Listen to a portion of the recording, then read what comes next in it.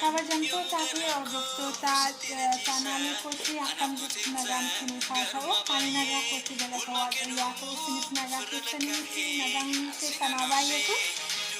Egaa guyyaa dhalachuu gooftaa keenya Yesuus Kiristoos kan bara 2003 kabajaa jirra. Ani illee tokko waliin ta'eeni. Isinis immoo bakkuma jirtanitti akka kabajan haala keessan jirtan keessatti nan amana. Achumaan immoo guyyaa dhalachuutti qofa miti kan biraa jira. Maaltu jiranitti ni hordoftoota kooti. Hordoftoota fi maamiltoota obboleewwan keenyaa kan baay'ee sin jaalannu kan baay'ee sin kabajnu nagaa baqaaluu nagaa waaqayyo waaqa jiraataa siniif haa ta'u. Egaa akkuma beekamu nagaan nu bira jiru tokko sin bira jiru abdiifaman guutuu qabna. Nagaa keenyatti haamsuudhaan akkasuma obboleettiin keenya Yarooni guyyaa dhaloota ishii asumaan guyyaa dhaloota gooftaa keenya Yesuus Kiristoos faana walirraa bu'ee guyyaa dhaloota ishii kabajaatee jirra haala mijaawaa haala namatti toluun. Inni immoo gooftaan haala hundumaa nu mijeesse haala mijanne keessatti haala nu mijeesse Kiristoos maqaan isaa haa kabajamu. Obboleettiin koo Yaroon guyyaan dhaloota ishii guyyaa lidatii ishii har'a akkasuma obboleewwan koo iddoo kana jirtan akkasuma egaa guyyaa dhaloota ishii akka kabajaniifi akkasumas kan nuti jaaladha. Happy jedhaan Yeroodhaan yaa kan ilaallatu jiraate itti haasa'ii sararri kenna. Tole kabajamtoota keenya obboleettii koo baay'ee jaaladhuu fi baay'ee kabajuuniidha. Yaakootii obboleettii kooti. Haala kanaatiin kabajaa jirra. Gooftaan keenya galata guddaa argatu. Baay'ee nutti toleera jechuudha. Tole gaaffii xiqqoo tokko gaafadha. Mee gaaffii kanaaf waan isin deebisuu isinis hin laattu jechuudha.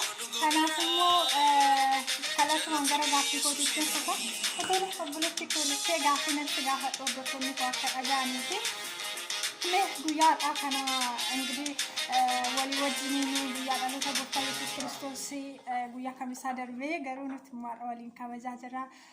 Kanaaf immoo ani garuu si wajjin dabarsuu kootti gammachuu guddaan natti dhaga'ama. Inni guddaan immoo waaqayyo guyyaa kana nuuf laakkiinsaa waan salphaa miti. Kanaaf guyyaa kana obboloota ittiinillee baga siniin ga'e jechuu barbaadde ergaa kee dabarfachuu dandeessaa. Itti dabaluudhaanis immoo guyyaa kana arguu keetti carraa kana waaqayyo si laakkisaatti maaf itti dhaga'ama.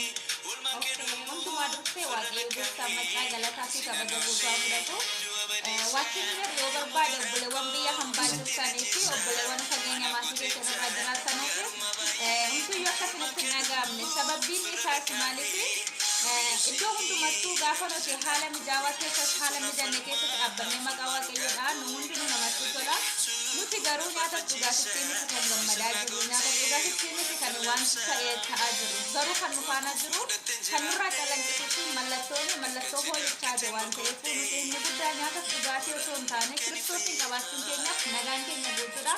Gammachuu guutuutu natti dhaga'ama. Har'a maatii koo irraa fagaadhullee haala kana ta'een waaqayyoon galateeffachaa hiriyoota koo faana bifa adda garaatiin ayyaana kana dabarsuun ayyaana kana waaqeffachuun baay'ee natti tola.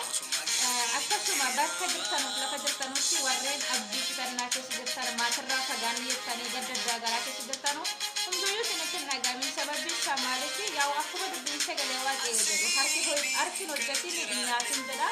Nu immoo hojiidhaaf kaayyoo keenyaaf manaa baanee bakka jiru dhaabbannee waaqayyo yoo waaqeffanne bakka jiru dhaabbannee Kiristoos keessatti yoo of ilaalle nuti yeroo hundumaayyuu gammachuu guutuu qabna. Egaa gammachuun keenya nyaata dhugaatii irratti akkaan hundaa'ee miti. Gammachuun keenya Kiristoos irratti hundaa'ee baay'ee natti tole. Ayyaana kana obboleewwan koo faana dabarsuu obboleetti koo yeroo faana dabarsuutti baay'ee natti tole. Waaqayyoon galataa fudhatu yaa'u isa baranaa nagaa dhaqaqabne isa bara dhuftuu immoo biyya koo Itoophiyaattis nagaan hawwaa hiriyoota kootiifis nagaan hawwaa. Nagaan kun immoo akka fiixaan nu ba'u gammachuun kun akka fiixaan nu ba'u abdii amantii guutuun qaba. Sin jedhaa eeguun. Tole galatoomii sin jenneerraa obboleettii koo ishee guddaa galatoomii gaaffii itti waan isin dhiyeessu keessuma bara kana jechuudha. Bara 2000 lakkoofsa Itoophiyaatti bara 2013 kana bara ulfaataa ture. Kuma 2014 irraayyuu kaasee namoonni baay'eedha rakkina adda addaa keessa turani. Egaa addunyaa guutuun waqtitti waa'ee addunyaa guutuutu sababa rakkoo adda addaatiin jeeqamaa jira. Kana keessatti immoo waaqayyo ijoollee isaa baay'ee eegeera. Akkasuma immoo warra eegaman keessaa tokko anaaf maatiin keenya illee nagaadha. Sitti mee baroonni darban jechuun ji'oonni muraasni darban kun haala kamiin ilaalta? Sababni rakkinni addunyaa guutuu mudate kanaaf immoo addunyaan guutuu dhiphataa jirtuu fi mee maaliif sitti fakkaata? Namarraa maaltu eegama? Nuti immoo yoo akkam taane waaqayyo dhaloota kanaaf lafa keenyaaf nagaa buusaa araarama jettee yaadda? Yaada gabaabduu dhaloota qooduu dandeessa. Okay, gaaffii baay'ee namatti toludha. Waaqayyoon baraaf jireenya kan eebbisu obboleettii keenya. Haalli keessa jiruu fi barri keessatti dabarsine barri kun baay'ee ulfaataadha. Innis immoo nuuf ulfaataa miti sababiin isaa dhaloota baay'eedhaaf ulfaataadha. Dhaloota baay'eedhaaf yeroo yaaddoo sodaa baay'ee keessa jiranudha.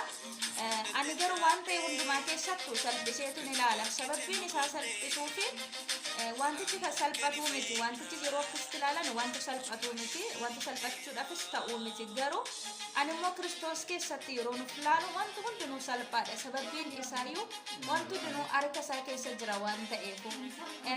Dhaloonni immoo iddoo kana jiranus immoo wanta gaaffii ati naaf gaafatte kana deebis kan inni irraa harigadhu.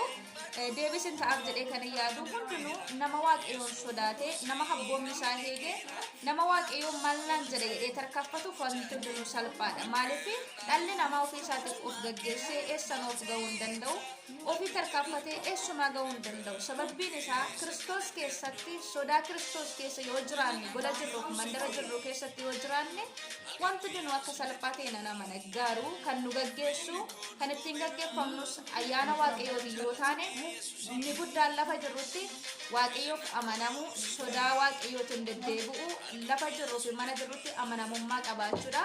Namni waaqayyoo keessatti of ilaalee waaqayyoodhaan sodaate haalli sodaachisaan barris yoo sodaachisaa taate hundinuu salphaadha akka kootti. Garuu dhaloonni bara kanaa baanii kan gala dhabaniif sodaan waan hin jirreef waaqayyoon hin sodaatu namni.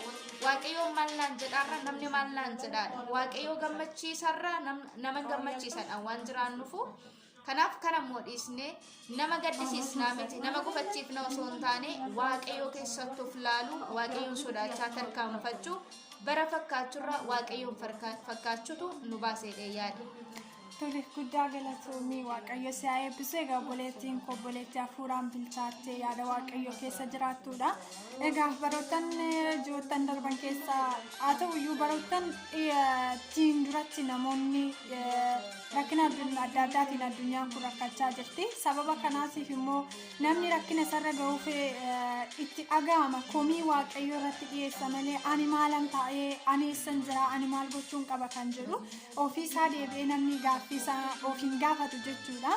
Garuu immoo komiidha, gungummiidha. Mitiiree yaadne dhaloota baay'ee waaqayyo irratti gungumuudha malee ani karaa kamirran jira, ani akkamittiin jiraachaa jira, narraa fi maaltu eegama kan jedhu hin jiru. Yoomiyyuu immoo yoo ta'e waaqayyo waaqa wayii gochuu danda'uudha, waaqayyo waaqa oolchuudha, ajjeesuufis jiraachisuufis Saaboon hundumtuu harka waaqayyo keessa jira jechuudha. Yohaannis tokko irratti akkuma jedhutti isaan alatti kan ta'e tokko hin jiru jedha. Wanti hundumtuu isaan ta'e.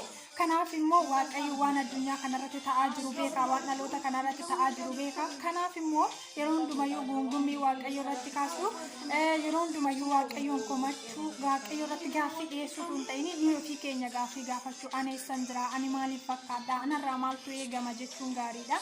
Dhaloonni hundumtuu lafa jirutti sodaa waaqayyo keessa jiraachuu, ammallee lafa jirutti ammayyuu kun ga'aa miti jechuudha. Waaqayyo kana walitti iyyuu gochuu danda'a, namni isa dhorku tokkoyyuu hin jiru. Nuti fuula waaqayyootti gaarummaan goone tokkoyyuu hin jiru. Kanaaf immoo waaqayyo immoo gaafa isa dhaga'uu dinne, gaafa isaaf abboomamuu dinne waaqayyo ina daba. Namas dhaloota isa dhageenye waaqayyo ina daba. Kanaaf immoo adabbii waaqayyo jalaatii ooluudhaaf immooti bakka jiru taala keessa jiru keessatti sodaa waaqayyo keessa jiraachuu, akeeka waaqayyo keessa jiraachuun of qabaa jiraachuun of dhoowwuun wanti hundumtuu nutti fakkaatu, wanti nutti mul'atu hundumtiyyuu gaarii of keessaa hin qabu, badiisa qaba, dhumni isaa dhokataadha keessisa. Inni badiisa of keessaa qabu kun immoo nu fudhatee akka hin banne waaqayyoon akka nuti gaddisiifnu, akka nuun kakaasne, foon keenya kun akka nuun gowwoomsine of eeggachuu of dhoowwuu qabna bakka jirutti abboommii waaqayyoo eeguu sodaa waaqayyoo keessa jiraachuuni nurraati eegama jechuudha. Kanaaf obboloota koo isa darbeef waaqayyoon komachuu ton ta'ini isa gara dhufuuf iyyuu waaqayyoodhaaf of eeggachuu qabna. Addunyaa kanaaf kadhachuu qabna, dhalootaaf kadhachuu qabna isiniin jedha. Dhuguma dubbachuuf sababa koronaarraan kan ka'e ani fi obboleettiin koo kuniyyuu walitti siqnu jechuudha. Baay'ee rakkoo addunyaa guutuutu rakkoo keessa jira. Sababa rakkoo kana ammoo kan ta'e numadha jechuudha. Anaaf isinidha. Nuyi fuula waaqayyootti haa deebinuun isiniin jedha.